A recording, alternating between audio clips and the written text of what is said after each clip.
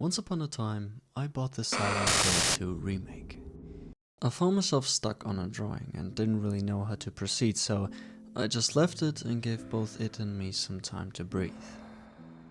It was only when I booted up the game that I have found something that ended up being the answer to my question. Just for a split second, there was a loading screen, an image that has captured my attention in an instant. I didn't think much of it yet, but while playing the game, it never really left the back of my mind. So later I decided to do some quick research and try to find that very image until I eventually figured out that it is the PlayStation 2 cover of the original game. So now that I saw it again, and not just for a fleeting glimpse of a moment, I stared at it. So long until I decided that this is it. This is the color palette that I'm going to use for my drawing. Long story short, I went from what was seemingly nothing to now my favorite drawing of all the pieces I have ever made to this day. All because I made the decision to bleed my bank account dry and play this game. Now, it doesn't just stop at video games. I have made similar experiences with a movie that had pacing that was so slow that big old granny would have fallen asleep to it. But the images somewhat put me in a trance. The things you've seen were so weird, but so pleasant to look at the same time. The movie I'm talking about is Angel's Egg. So after watching the movie, one thing led to another, and all of a sudden I went from making uncreative narrative shots from my YouTube videos to jumping fully clothed into my bathtub and try to actively catch people off guard. But not in a bad way. Keep somewhat of a consistency, don't go overboard, but also don't interrupt the pattern. Try to have the same trance effect that the movie had on me. Now, from whatever I talked about, everything seems to go into the direction of inspiration. But today I actually want to talk about two other things that kind of go hand in hand. One is the filter and the other the step.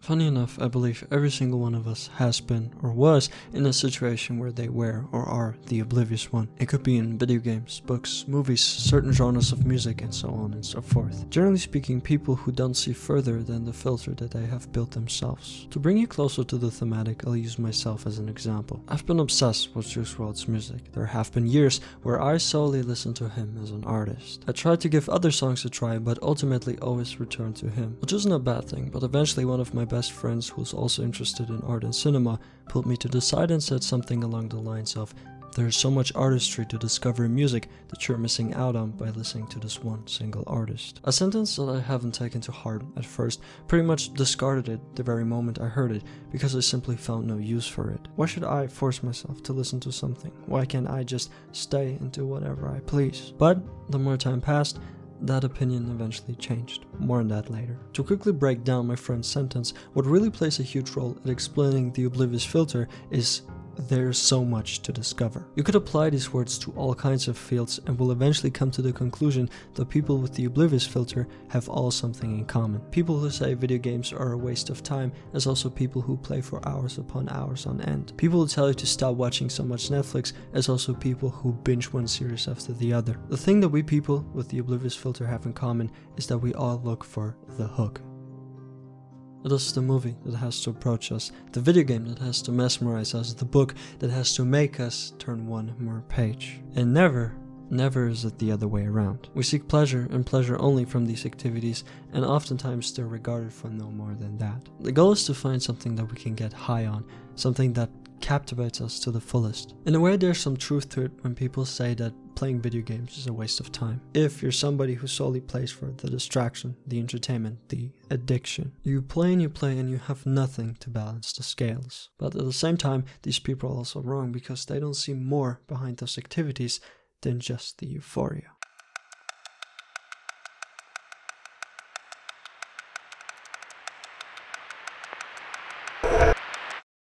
It's the exact opposite of the Oblivious One. To steal like an artist is something you most definitely have heard once in your life, and the way I see it is it's to take something from somebody else and turn it into your own. People with the thief filter watch movies, play video games, and read books to actively find something that could benefit themselves on their artistic journey. Bong Joon-ho, the director of Parasite, mentioned in an interview by TIFF how he wakes up in the morning to watch a movie every single day. Specifically in the morning, because he said he tends to feel more drowsy towards the night and kind of nods off while watching the movie. So he made the active decision to watch it in the morning so he can concentrate better on the movie. Instead of just making it a source of distraction or entertainment, he wants to give it his full focus. And to do that every single day at a specific time is almost like clocking in to work. And it mainly goes from pleasure of watching a movie to analysis. Of course, there's some pleasure and joy involved, but that is because you're passionate about the craft. I have read Berserk by Kentaro Miura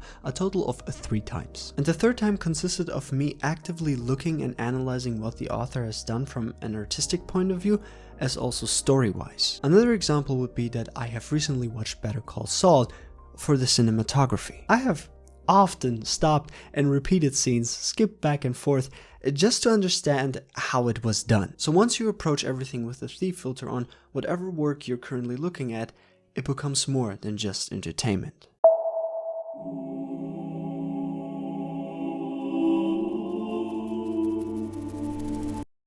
Many of us who watched anime as a kid had either Son Goku, Naruto, Luffy, or Ichigo as an idol. We wanted to be just like them. We watched for the joy of it and took away lessons without actively looking for them. When I bought Silent Hill, for instance, I bought it because I watched the movie and got invested into the games for the story. Not because I was looking for inspiration or to analyze the story structure. I simply keep an open mind, and whenever there's an opportunity that presents itself to learn something new, I take it. I actively listen to what the characters say in Baldur's Gate, how they talk, what words they use, but I also just play it because I love it. I could play it for 12 hours a day for the sole reason of entertainment, skip quickly through the dialogue and just get on. Or, as it oftentimes is, 1 or 2 hours in the evening after finishing all of my work and simply appreciate what the devs have put out. So I think those are the 3 filters that kind of describe the way a majority of us approaches media in all its different kind of forms. So coming back to the story of music, here's what I learned.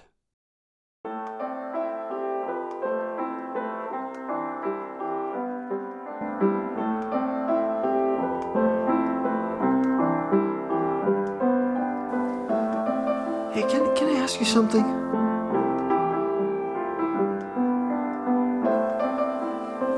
Hello?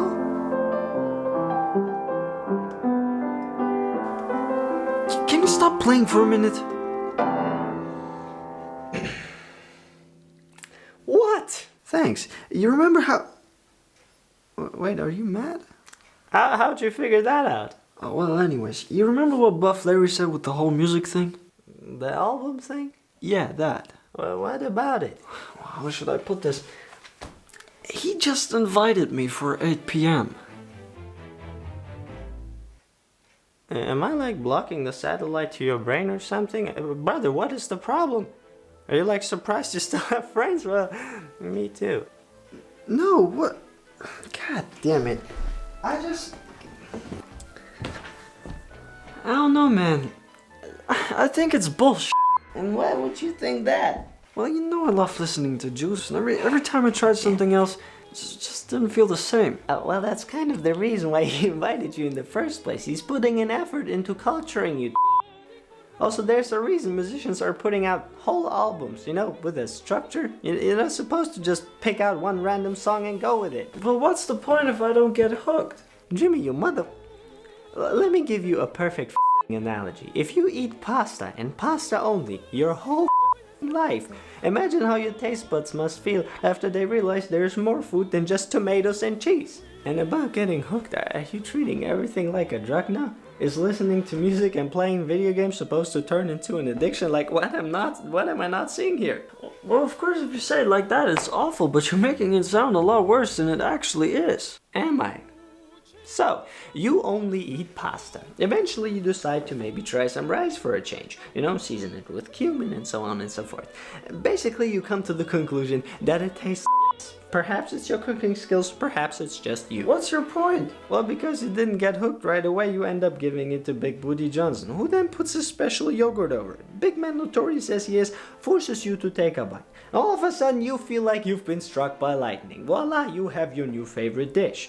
Instead of maybe being such a one-dimensional obsessed with the rice, you might have discovered that a lot earlier. Alright, now let me ask you something. How the has that anything to do with music or any other media at that? Jimmy, your hyping is giving me a headache. Look, I think I see what you're getting at, but that's a terrible analogy.